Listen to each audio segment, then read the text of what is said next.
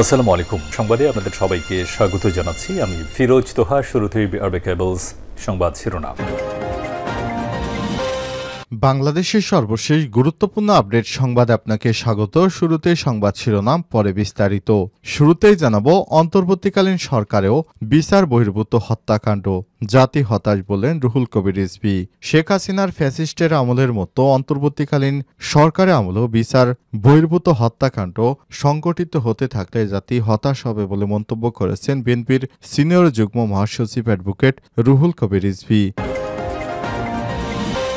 এরপর জানাবো, কাঙ্ক্ষিত মান থেকে এখনও দূরে বিমানবন্দরের প্রবাসী সেবা।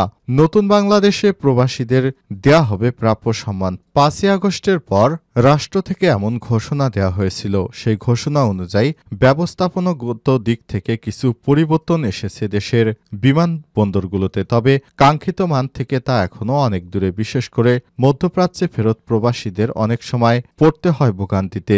এ বিষয়ে গুরুত্বপূর্ণ সংবাদ থাকবে, সঙ্গেই থাকুন।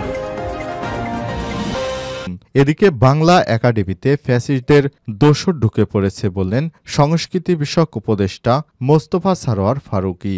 বাংলা একাডেমিতে ফ্যাসিস্টদের দোসর ঢুকে পড়েছে, পুরো একাডেমির স্থবির হয়ে পড়েছে। তাই পুরস্কার ও মনোনয়ন কমিটি সহ বেশ কয়েকটি বিষয়ে বাংলা একাডেমির জন্য একটি সংস্কার কমিটি করা হবে বলে জানিয়েছেন সংস্কৃতি উপদেষ্টা মোস্তফা সরোয়ার ফারুকী। এবারে জানাবো, 16 দিন পর কার্গো বোটটি ছেড়ে দিল আরাকান আর্মি।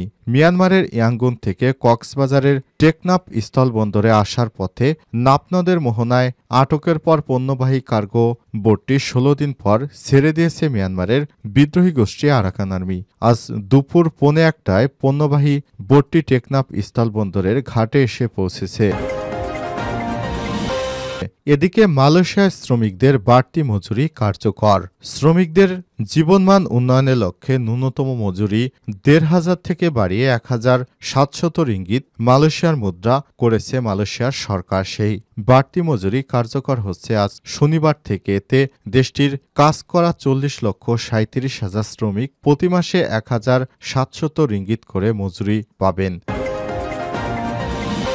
এবং সর্বশেষ জানাবো, প্রতিরক্ষা ব্যয় বাড়াতেই হবে বললেন ইইউ পররাষ্ট্র প্রধান। ইউরোপীয় ইউনিয়ন এর পররাষ্ট্রনীতি বিষয়ক প্রধান কাজা ল্যাকাস সতর্ক করে বলেছেন, ইউরোপ মহাদেশ যে হুমকির মুখোমুখি হচ্ছে তার সঙ্গে তাল মিলিয়ে চলতে সদস্য রাষ্ট্রগুলোকে প্রতিরক্ষা খাতে ব্যয় বাড়াতে হবে।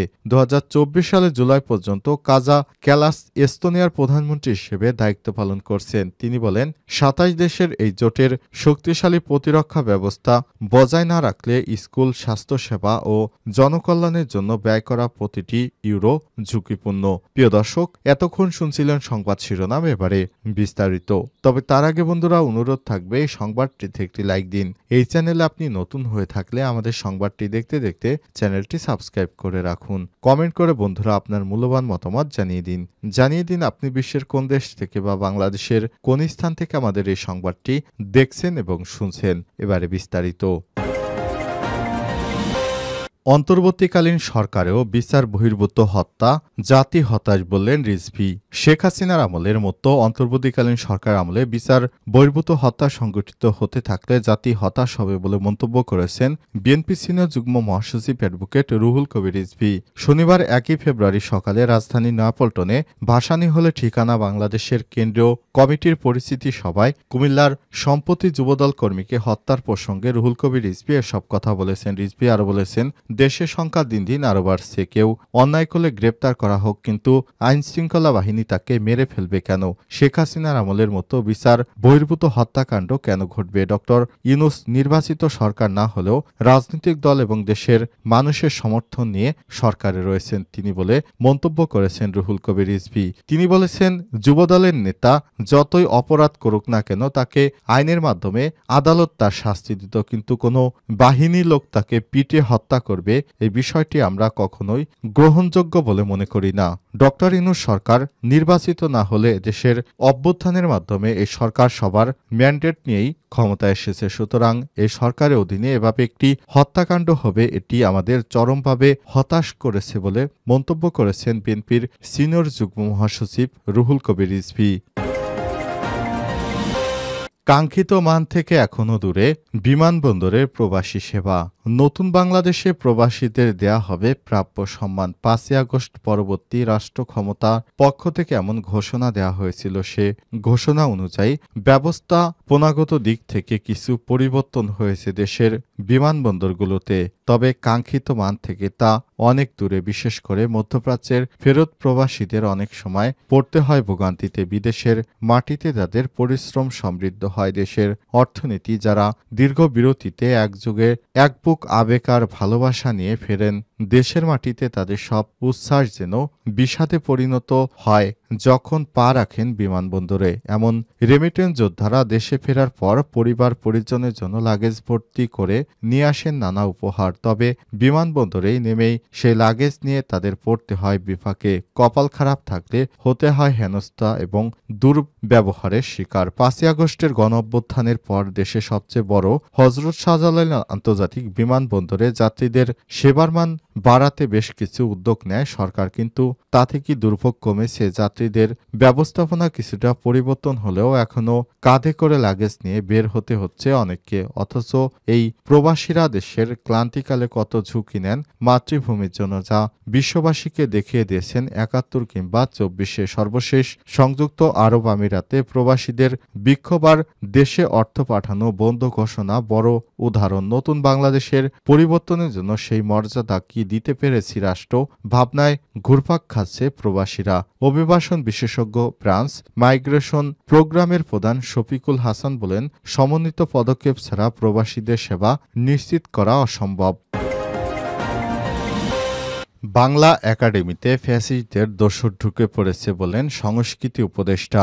বাংলা একাডেমিতে ফ্যাসিস্টদের দোসর ঢুকে পড়েছে, পুরো একাডেমি স্থবির। তাই পুরস্কার ও মনোনয়ন কমিটি সহ বেশ কয়েকটি বিষয়ে বাংলা একাডেমির জন্য একটি সংস্কার কমিটি করা হবে বলে জানিয়েছেন সংস্কৃতি উপদেষ্টা মোস্তফা সরোয়ার ফারুকী। জাতীয় কবি পরিষদ আয়োজনে শনিবার ১ ফেব্রুয়ারি সকালে ঢাকা বিশ্ববিদ্যালয়ের হাকিম চত্বরে আয়োজিত এক জাতীয় কবিতা উৎসব ২০২৫-এর ২ দিনব্যাপী অনুষ্ঠানে এমন মন্তব্য করেছেন তিনি। ফারুকী আরও বলেছেন, বই ছাপানোর আগে সরকার পড়ে দেখবে এমন কোনো বক্তব্য কেউ দেয়নি। অপপ্রচার ছড়ানো হয়েছে পাঠ্যপুস্তক সেন্সর থেকে। এ সময় অনুষ্ঠানটি উদ্ভাবন করেন শহীদ আবু সাঈদের মা মনোয়ারা বেগম। জাতীয় পতাকা উত্তোলন ও পায়রা উড়িয়ে অনুষ্ঠানে শুভ সূচনা ঘোষণা করা হয়। পরে জাতীয় সঙ্গীত, ২১-এর গান ও জুলাই বিপ্লবের গান পরিবেশন করা হয়। এর আগে শোভাযাত্রা করে কবি, সাহিত্যিক ও কবিতা ভক্তরা। ২ দিনব্যাপী এই উৎসবে প্রথম দিনে উদ্বোধনী অনুষ্ঠান, কবিতা বিষয়ক আলোচনা, স্বরচিত কবিতা পাঠ ও আবৃত্তি এবং দ্বিতীয় দিনে কবিতা বিষয়ক সেমিনার, স্বরচিত কবিতা পাঠ, কবিতার গান ও নৃত্যের আয়োজন থাকবে। বিশ্বের বিভিন্ন দেশের লেখক ও কবিদের এই উৎসবে যোগ দেওয়ার জন্য আমন্ত্রণ জানানো হয়। অন্যান্য বছরের মতো এবছরেও জাতীয় কবিতা পরিষদ অনুষদের পুরস্কার দেওয়া হবে। ১৬ দিন পর কার্গো বোটটি ছেড়ে দিল আরাকান আর্মি। মিয়ানমারের ইয়াঙ্গুন থেকে কক্সবাজারের টেকনাফ স্থলবন্দরে আসার পথে নাপনদের মোহনায় আটকে পড়া পণ্যবাহী কার্গো বোটটি ১৬ দিন পর ছেড়ে দিয়েছে মিয়ানমার বিদ্রোহী গোষ্ঠী আরাকান আর্মি। শনিবার ১ ফেব্রুয়ারি দুপুর ১টায় পণ্যবাহী বোটটি টেকনাফ স্থলবন্দর ঘাটে এসে পৌঁছেছে। বিষয়টি নিশ্চিত করেছেন টেকনাফ স্থলবন্দর ইউনাইটেড ল্যান্ড পোর্টের ম্যানেজার সৈয়দ মোহাম্মদ আনোয়ার হোসেন। তিনি বলেছেন, এর আগে দুটি পণ্যবাহী কার্গো বোট আরাকান আর্মির হেফাজত থেকে মুক্তি পেয়েছিল। ওই বোটগুলো মালামাল খালাস করে ইয়াঙ্গুনে ফিরে গেছে। তিনি আরো বলেছেন, ১৬ দিন পর আরাকান আর্মির হাতে আটক হওয়া আরও একটি বোট ছাড়া পেয়েছে, সেটি ঘাটে নোঙরে আছে। আমাদের আদেশক্রমে শেষে মালামাল খালাস করা হবে। জানা গেছে, গত ১৬ জানুয়ারি বৃহস্পতিবার দুপুরে মিয়ানমারের ইয়াঙ্গুন থেকে কক্সবাজারের টেকনাফ স্থলবন্দরে আসার পথে নাপনদের মোহনায় আটক করা হয় পণ্যবাহী ৩টি কার্গো জাহাজ। এসব কার্গোতে ৫০,০০০ বস্তা শুটকি, সুপারি ও কফি সহ বিভিন্ন মালামাল রয়েছে। এর মধ্যে ২০ জানুয়ারি দুটি বোট ছেড়ে দিয়েছে আরাকান আর্মি। সেখানে ২৭,২২২ বস্তা মালামাল ছিল। এ বিষয়ে টেকনাফ স্থলবন্দর সি&এফ এজেন্ট অ্যাসোসিয়েশনের সাধারণ সম্পাদক ও ব্যবসায়ী এহতেশামুল হক বাহাদুর বলেন, ১৬ দিন পর আটকে থাকা পণ্যবাহী কার্গো বোটটি ছেড়ে দিয়েছে আরাকান আর্মি। বোটটিতে ১৬০০ বস্তা শুটকি রয়েছে, ফলে ব্যবসায়ীদের মাঝে স্বস্তি ফিরে এসেছে।